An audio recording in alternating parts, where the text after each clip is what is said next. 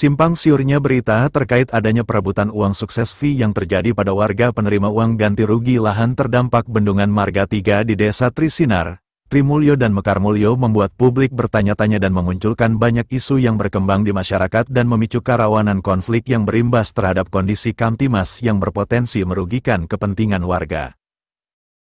Hal ini membuat kantor hukum HI Kemari SHMH dan rekan yang sudah sejak tahun 2021 mendampingi warga untuk memperoleh haknya memberikan keterangannya awak media tentang kronologi dan kisah perjalanan kantor hukum HI Kemari SHMH dan rekan berjuang bersama masyarakat hingga hak masyarakat di ketiga desa ini dapat dibayarkan pemerintah saat ini. Kepada awak media HI Kemari SHMH yang saat ini menjadi anggota DPRD Lampung Timur dan menjabat Ketua Komisi 3 DPRD Lampung Timur memaparkan, saat dirinya masih aktif menjadi advokat dan memperjuangkan hak warga yang menggarap lahan register untuk memperoleh hak atas lahan yang terkena dampak Bendungan Marga 3 mendapat respon dari pemerintah dan tahun 2022 pemerintah melepas lahan itu ke warga. HI Kemari SHMH, Mas. Bapak selaku apa Pak di kantor hukum Pak Haji Kemari SH dan rekan? Kalau sekarang saya menjadi anggota DPRD Kabupaten Lampung Timur, Ketua Komisi 3. Tetapi pada masa yang lalu saya berprofesi seorang advokat, pengacara, dan konsultan hukum. Itu terhitung dari kapan Pak? Bapak mulai cuti dari advokat?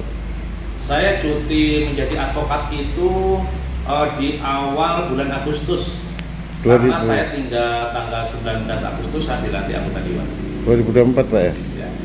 Ini Pak terkait kemelut yang terjadi di Desa Trimulyo dan Trisinar. Itu kan kami mendengar bahwa ada dua kubu yang saat ini kesannya itu berebut sukses fee terkait UGR ya. Nah, Pak, sebenarnya peristiwanya itu seperti apa Pak? Baik, izin menyampaikan, tetapi kalau ada kekurangannya saya minta maaf, namanya manusia ya Mas. Ya. Yang pertama, sekira tahun 2021 itu saya diundang oleh Bu Lurah Kamirah, Kepala Desa Trisinar, untuk diminta datang ke Balai Desa Trisinar untuk dimintai sebagai advokat atau pengacara desa tersebut terkait untuk kepentingan pembebasan register pada waktu itu. Nah, kemudian beberapa minggu kami melakukan pertemuan dengan masyarakat Trisinar dan Mekarmulyo. Akhirnya sempat masyarakat memberikan kuasa kepada kantor kami. Nah, kepada kantor kami ini Mas, ini di tahun 2021. Kemudian ini tanda tangan masyarakat yang memberi kuasa kepada kami. Ini tanda tangan saya, ini tanda tangan Wilit Fauzan kala itu. Ini tanda tangan masyarakat yang memberi kuasa terhadap kami. Nah, setelah kita diberikan kuasa itu ya kita melakukan upaya-upaya hukum. Termasuk Bapak bisa lihat ya, mulai dari kami ngadep Bupati Lampung Timur, kemudian kita ke Jakarta, ke kementerian, terakhir saya menghadap Pak Joko Widodo bersama, sebenarnya waktu itu jadwalnya ada Pak Dawam Raharjo, Bupati Lampung Timur, tapi karena beliau tidak hadir, yang hadir kami yang hadir dari kantor hukum dan masyarakat Trimulyo menghadap Pak Jokowi di Bandara Beranti, menyampaikan tentang keluhan Bendungan Marga 3 kala itu beserta register yang suratnya langsung kami berikan kepada Bapak Presiden beserta ajudannya.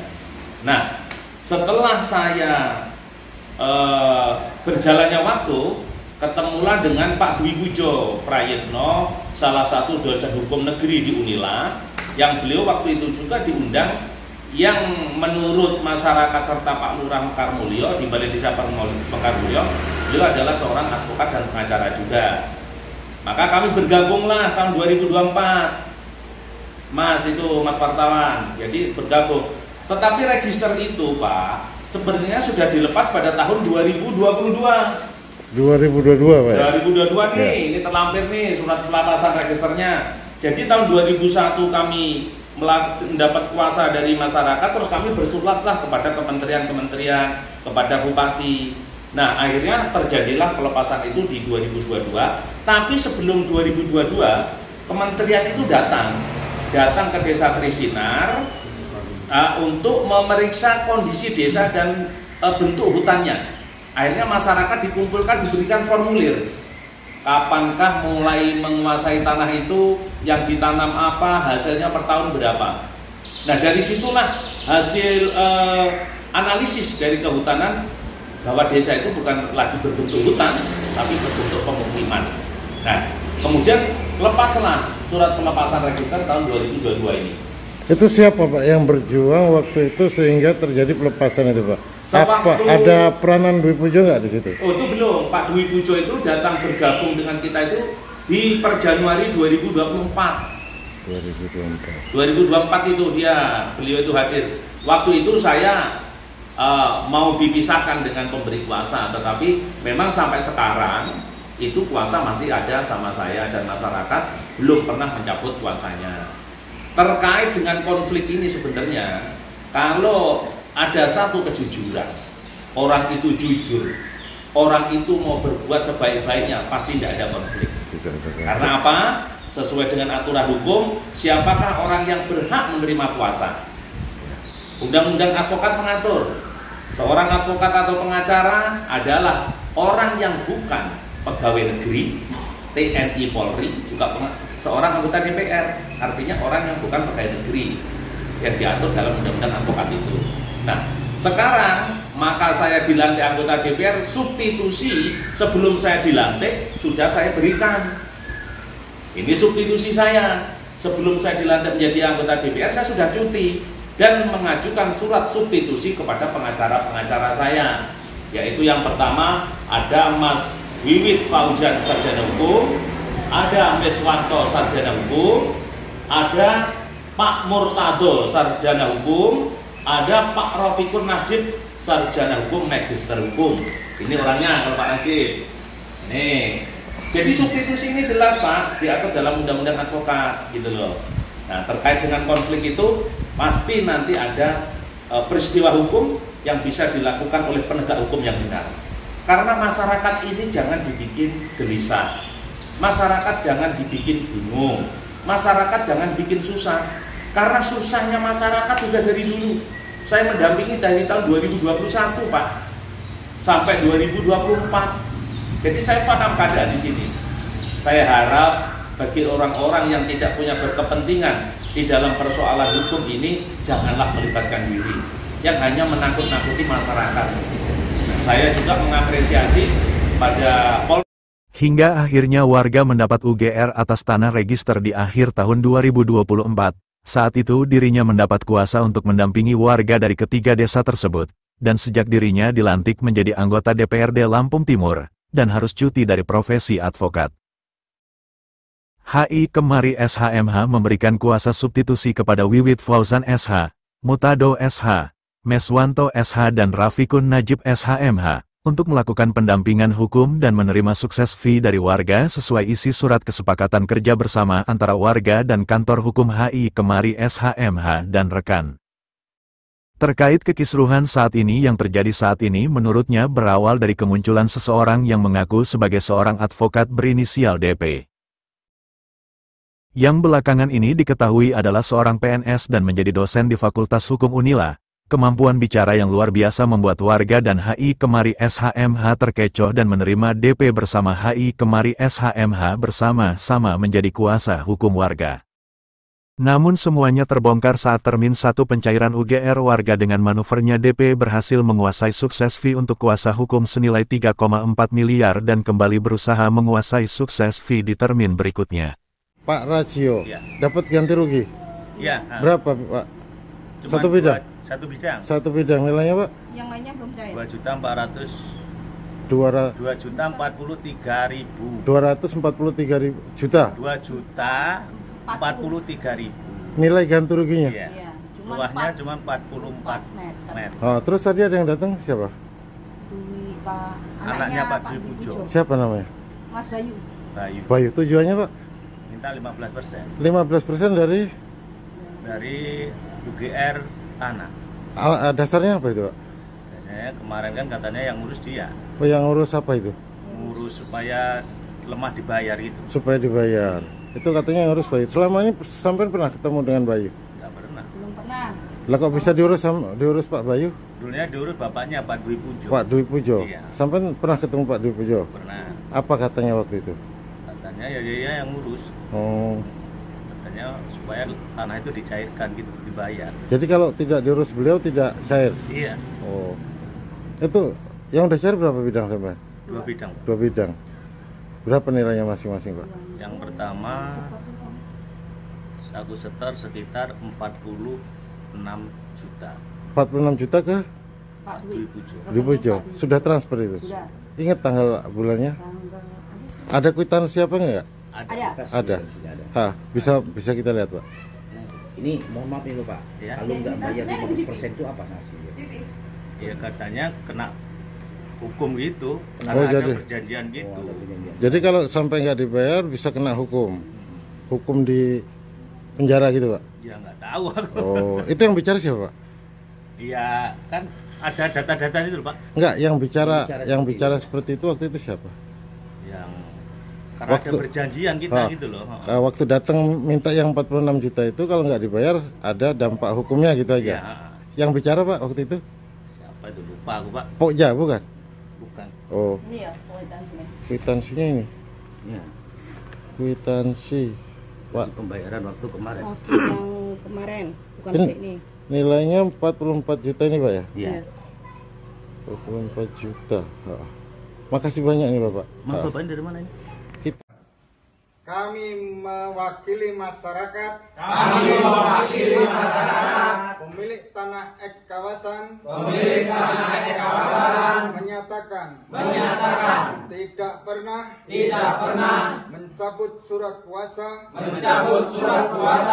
Dari kantor hukum. Haji Gemari SH. Sejak tahun 2021. Sampai selesai. Pak Satino Bapak? Katino. Pak Katino. Anto. Jadi Pak,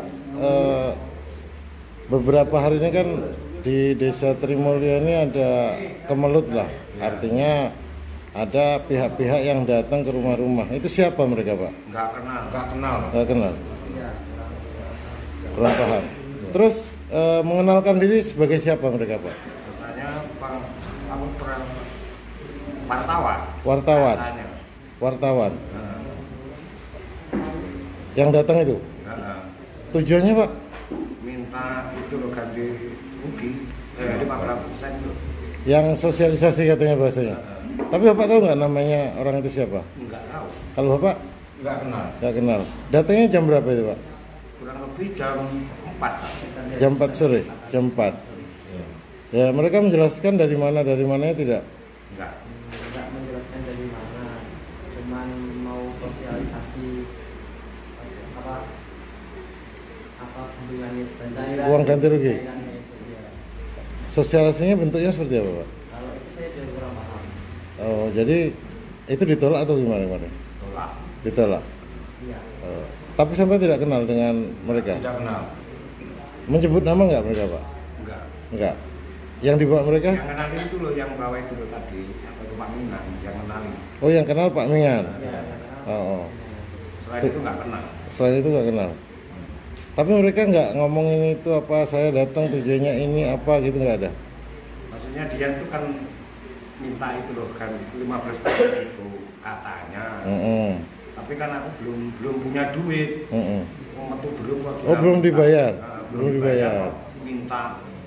Kalau ke rumah Bapak Pak? Saya waktu itu ditemuin nggak ada di rumah, tapi Pak Mengan tahu itu anaknya Pak Katino. Oh. Ya tempatnya Pak Saring ini, tapi bapaknya nggak ada bapak saya tuh, anak saya nggak nanggapi. Nggak nanggapi. Iya. Dan tidak menjelaskan apapun mereka. Tidak, terus dia pulang. Kalau tanggapan Bapak Pak Gimana? terkait tanggapan Bapak terkait yang mereka lakukan itu nyaman nggak Pak dengan cara-cara seperti itu? Ya Tidak nyaman. Tidak nyaman. Tidak nyaman ya. Tidak nyaman. Kalau harapan Bapak Ya kurang cocok lah pokoknya. kurang cocok ya. Harapannya gimana Pak? Ya, Harapan Bapak bertiga. ya harapan saya ya supaya nyaman, gimana lah. Namanya orang tani. Jadi merasa terganggu lah. Iya Bapak, ya? terganggu lah. Sebentar lagi ini anak saya ketakutan, pintunya ditutup. Oh, jadi ada semacam rasa takut Pak ya? Iya, istri saya juga takut, anak saya takut, dan bapak saya nggak ada. Itu yang didatengin kalian bertiga aja atau dengar-dengar ada yang lain juga Pak? Ya nggak kenal juga. Nggak tahu juga ya? Nggak tahu. Mungkin ada pihak-pihak lain yang datang? Ada? Iya. Nggak tahu? Nggak pernah ngobrol-ngobrol itu? Yang ketahuan itu cuma bertiga ini aja ya. Yang didatengin? Nah, Hari apanya ingat Pak? Hari mereka datang? Hari Senin? Hari Senin? Senin sore ya?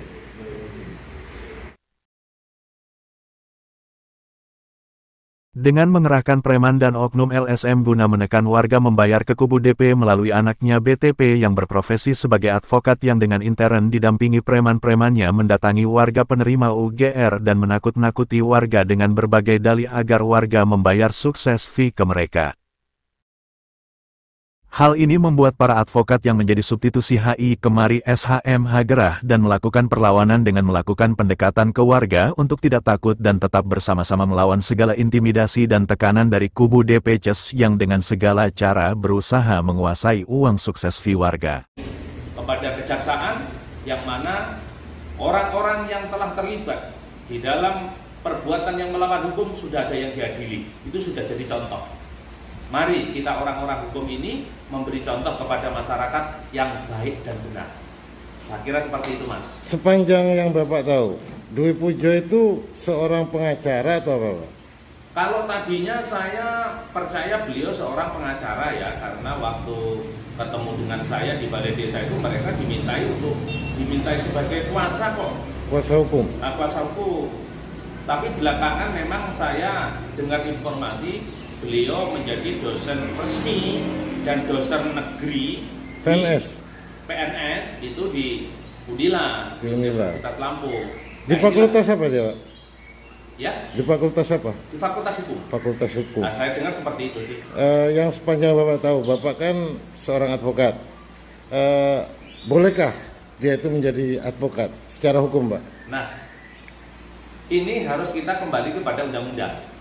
Kalau orang berpendapat masing-masing ini nantinya tidak akan selesai Mas. Tidak akan selesai. Berarti harus kembali kepada aturan hukum. Aturan hukum. Yaitu undang-undang advokat.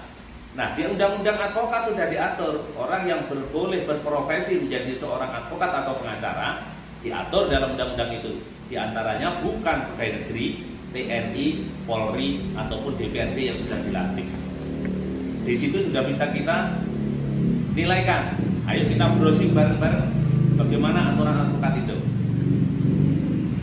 Terus untuk kondisi masyarakat saat ini Pak, apa yang terjadi dengan mereka dengan adanya kemelut ini Pak? Masyarakat bingung Mas. Bingung.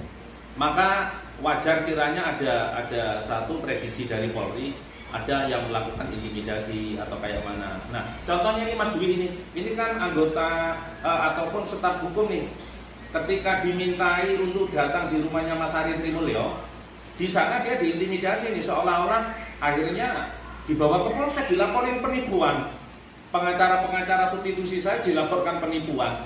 Lah advokat aja dilaporkan penipuan loh, menerima fee, surat kuasanya jelas, apalagi masyarakat.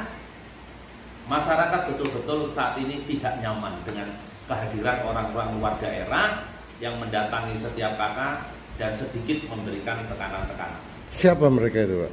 Ya dari kalau saya lihat ada dari teman-teman dari Tiduneneng yang datang bersama Mas Bayu malam itu. Nah, saya memang tidak ada. Bayu ini siapa Pak? Bayu Teguh ini anak kandungnya Pak Dwi Pujo Prayitno. Dan dia berprofesi sebagai advokat juga. Tetapi kalau saya belum pernah nih selama tahun 2021 ketemu dengan Mas Bayu Teguh ini untuk melakukan upaya hukum tentang register bersama-sama, belum pernah. Sekali saya ketemu waktu di Balai Desa Mekarmulyo beserta bapaknya. Kemudian pernah ke BPN sekali juga sama saya di Lampung Timur untuk menanyakan tentang register.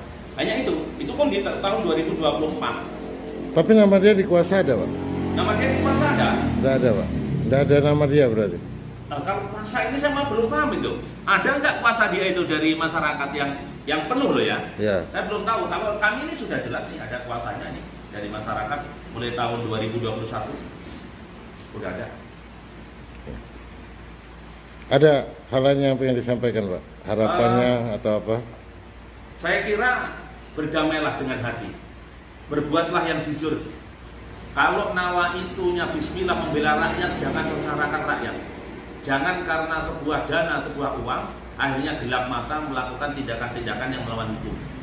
Mari kita fair, terbuka dengan masyarakat untuk membantu yang benar.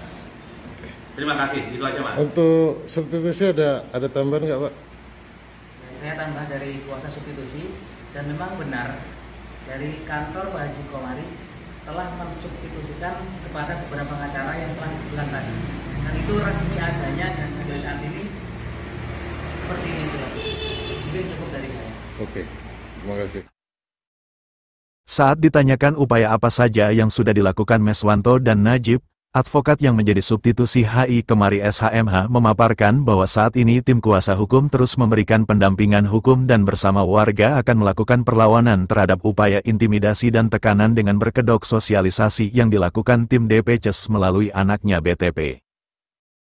Karena jelas sekali DP sudah menipu warga dan mengaku-ngaku sebagai seorang advokat dan saat ini berusaha menghilangkan jejak penipuannya dengan menurunkan anaknya yang berprofesi sebagai advokat, dengan didampingi preman dan oknum LSM yang menciptakan kegaduhan dan ketakutan di masyarakat di ketiga desa tersebut. Langkah hukum pun sudah ditempuh dengan mendampingi warga melaporkan DP ke Polres Lampung Timur atas tindakannya mengaku sebagai advokat, dan mempersiapkan laporan ke Polsek Sekampung atas laporan palsu yang dilakukan seorang warga bernama Aris Setiawan. Yang diduga membuat laporan palsu ke Polsek Sekampung yang mengaku menjadi korban penipuan oleh advokat yang menjadi substitusi dari HI Kemari SHMH karena jika terbukti membuat laporan palsu Aris Setiawan dapat dijerat dengan pasal membuat laporan palsu sebagaimana dimaksud pasal 220 KUHP. Barang siapa memberitahukan atau mengadu bahwa telah dilakukan suatu perbuatan pidana, padahal mengetahui bahwa itu tidak dilakukan, diancam dengan pidana penjara paling lama 1 tahun 4 bulan. Selamat malam, saya Meswanto, sarjana hukum. Dan saya Prof. Marsi, sarjana hukum Magister Hukum. Jadi Pak, terkait apa yang terjadi di Desa Trimulyo dan sekitarnya, Trisinar dan Mekarmulyo ya, kami mendengar ada hal-hal yang dilakukan oleh orang-orang yang tidak kompeten lah, yang membuat masyarakat itu tidak nyaman. Itu ceritanya seperti apa, Pak? Jadi awal mula cerita ini terkait dengan pembebasan tanah ex-register yang ada di Desa Trisinar, Mekarmulyo, dan Trimulyo. 3 desa ini masyarakat memiliki tanah ex-register yang mana pada tahun 2021 masyarakat ini memberikan kuasa kepada kantor hukum Haji Kemari SH, yang mana pada waktu itu masyarakat memberikan kuasa guna untuk mengupayakan supaya tanah mereka ini diganti secara umum. Sehingganya Pak Haji Kemari waktu itu menerima kuasa itu dan mengupayakan langkah-langkah hukum untuk membela masyarakat dari tahun 2021, yang mana itu bertemu, kita menghadap ke kementerian, ke presiden, ke bupati dan instansi-instansi pemerintah yang lain. Akhirnya tanah register itu dibebaskan oleh pemerintah tahun 2022.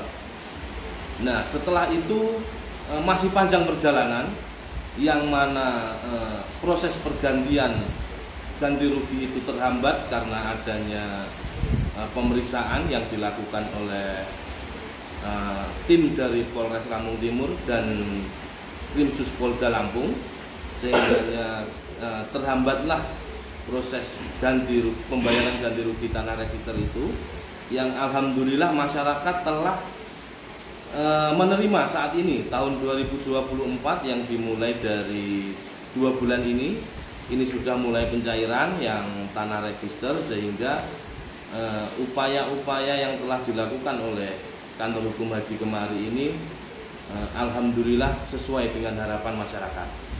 Terus Pak, kedudukan sampean, itu kan Pak Haji Kemari ya yang menerima kuasa. Kenapa saat ini bisa sampean yang melakukan upaya-upaya untuk membantu masyarakat? Apakah ada kuasa kesampaian langsung dari masyarakat atau bagaimana Pak? Baik. Untuk masalah itu, kenapa Pak bisa dari kantor hukum Haji Kemari kemudian ke kita? Karena itu adanya substitusi Haji Kemari kepada yang pertama Willy Fauzan SH, yang kedua Murtado SH, yang ketiga Miswanto SH, dan yang keempat Rofiq Najib SHMH saya sendiri dan ini Miswanto. Itu diberikan substitusi penuh apa yang telah dijalankan oleh Haji Kemari. Karena mengingat Haji Kemari sekarang menjadi anggota Dewan Aktif, sehingganya beliau tidak dapat menjalankan sebagai advokat. Jadi ini bisa kita tunjukkan surat kuasa substitusinya ini. Oh iya. Ini surat kuasa substitusinya, ini fotokopinya, ini tanda tangan Pak Haji Kemari sebagai pemberi kuasa substitusi, Pak Wiwit Fauzan sebagai penerima kuasa substitusi, Miswanto, Murtado, dan Rofiqun Najib. Ini semua sudah ditandatangani dan inilah yang menjadi dasar kenapa pada saat ini kamilah yang meneruskan perjuangan dari Bapak Haji Kemari. Terkait Pak, di masyarakat sekarang bergejolak ya, artinya ada seperti dua kubu. Ya. Dua kubu yang bergerak, dikesan masyarakat itu berebut sukses B. Ya. Itu penjelasannya seperti apa? Oke. Jadi terkait itu, kita yang bekerja ini dari kantor hukum Haji Kemari, yang Pak Kemari sendiri menjalankan kuasa dari 2021, dan tanah register itu dilepaskan pada tahun 2022. Lalu pada belakangan ini ada beberapa oknum yang mengaku-ngaku sebagai advokat, baik itu dari advokat sendiri atau LSM dan lain sebagainya, yang mendatangi masyarakat yang terkesan mengintimidasi atau oknum-oknum tersebut yang membuat masyarakat khususnya Trimulyo, Mekarmulyo, dan Trisinali kurang nyaman. Ini mereka datang pada tahun 2024. Jadi bagaimana mungkin seseorang yang datang di tahun 2024 menyelesaikan perkara pada tahun 2022, sedangkan perkara itu sudah diselesaikan oleh Haji Kemari, sedangkan mereka datang ini perkara sudah selesai dan mereka mendatangi masyarakat khususnya petani yang memiliki tanah ex register itu yang alhamdulillah sudah cair, itu meminta fee yang jelas tidak berlandaskan dengan hukum. Seperti itu. Jadi yang mereka lakukan itu tidak sesuai dengan hukum Pak ya? Iya. Harapan Bapak Pak terkait permasalahan ini ke depan bagaimana Pak? Baik.